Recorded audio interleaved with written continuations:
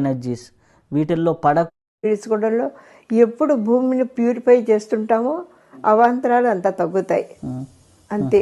అయితే అమ్మా ఇప్పుడు హోలీ సైన్స్, ఇప్పుడు ఆస్ట్రాలజీ ఇవన్నీ మనం చూసుకుంటూ వచ్చాం కదా. అయితే ఈ యొక్క భ్రమలు, భ్రాంతులు, అలాగే నెగిటివ్ ఎనర్జీస్ వీటిల్లో పడకుండా సాధకుడు ముందుకెళ్ళాలంటే ఏం చేయాలి? ఒక్కటే, ఎప్పుడు రెండు ముక్కులు బాగా ఆడుతుండాలి, అంటే శ్వాస బ్యాలెన్స్ ఉండాలి. భ్రమ ఇమాజిన్ కరెక్ట్గా తెలుసుకోవాలంటే ఒక మెథడ్ ఉన్నది. ఇక్కడ ఆజ్ఞాచక్రం బ్రాడ్కాస్టింగ్ సెంటర్, ఇక్కడి నుంచి వైబ్రేట్ చేయడం అంటే ఎనీ సమస్య ఉందనుకో, ఇప్పుడు ఏం చేయాలనేది ఇక్కడి నుంచి స్ప్రెడ్ అవుతుంది వైబ్రేషన్. 10-20 నిమిషాలు చేస్తే ఈ కొంచెం వేడెక్కుతుంది. అప్పుడు మన జవాబు కావాలంటే సూక్ష్మ శరీరం అనాహత చక్రంలో ఉంటుంది.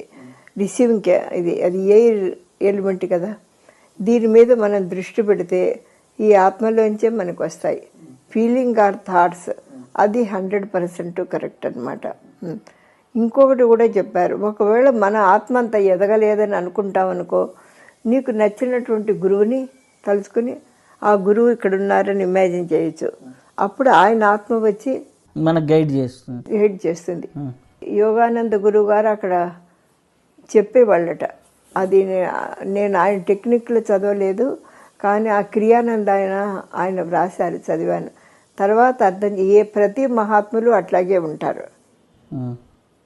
దేవుడైనా సరే ఇక్కడి నుంచి తీసుకుంటారు, ఇక్కడి నుంచి రిసీవ్. అప్పుడు అవి మనం అనుమానం వస్తుందనుకో, ఇంకొకటి 2 సార్లు వింటే ఆత్మలోంచి వచ్చింది ఎప్పుడు తప్పదు.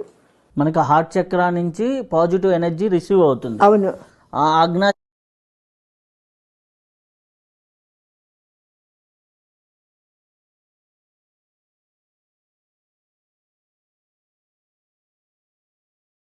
చక్రం నుంచి మనకి ఎవరికైనా పంపించాలనుకుంటే పంపించచ్చు. ఇదే కాకుండా ఆజ్ఞా చక్రం నుంచి మన దేవుడికే కాదు మనుషులకు కూడా పంపించవచ్చు.